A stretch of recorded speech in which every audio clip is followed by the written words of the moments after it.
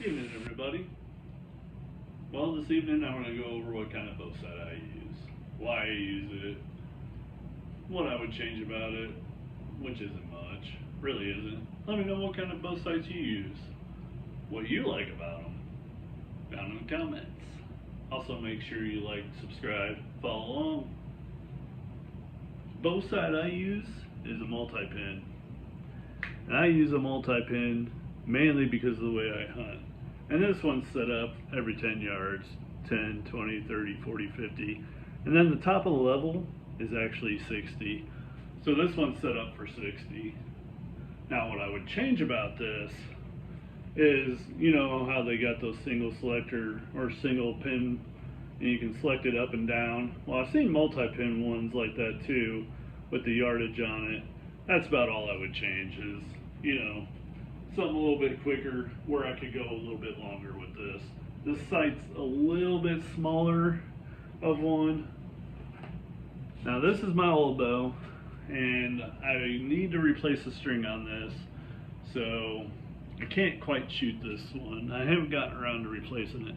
But this one, the old bow, is a little bit bigger, and this one is set up for 100. And this one's set up similar. The bottom pin is 90, and this one, the way I would shoot 100 is by putting, and this was with deer, I would put that pin right on top of the back of the deer, and that would be perfect for 100 with this bow. And this thing, shooting 100, I had no issues with it. I mean, it still penetrated very, very well.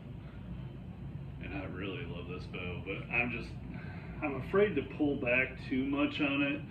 Like, this string is just, yeah, it just does not feel right to me. And it was extremely, like, it goes from thick to thin in spots. Like I said, I'm afraid to put too much pressure on the actual bow with that string, because I think that string might just snap. But get back into it, why I hunt a multi-pin.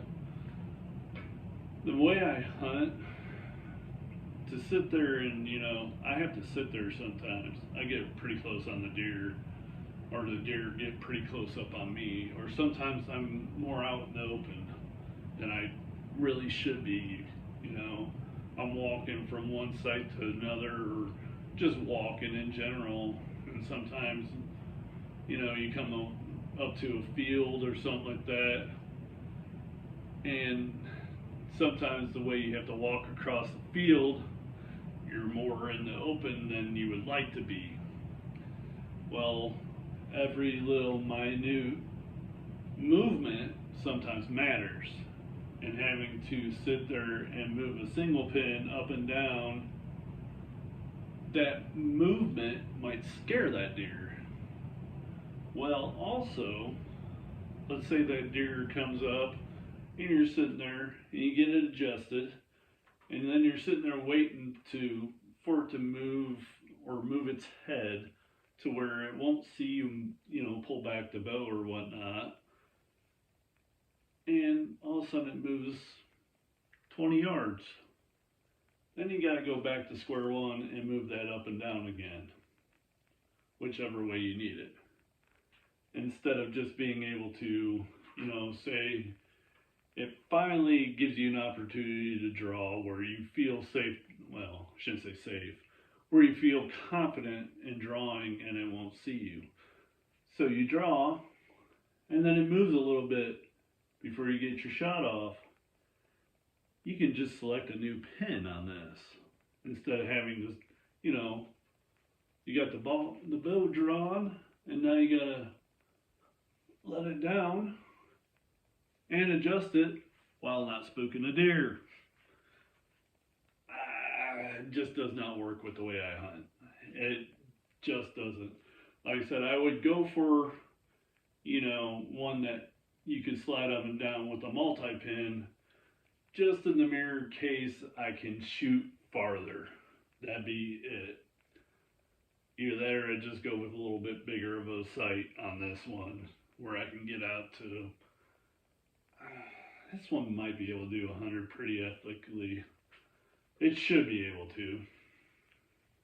But that one I know can. I just haven't shot this one farther than, I want to say 70. And it got good penetration at 70. So it's only 30 more yards. It should have plenty of. But like I said, let me know what kind of bow sight you use. Make sure you like, subscribe, follow along, share it. You guys have a good evening.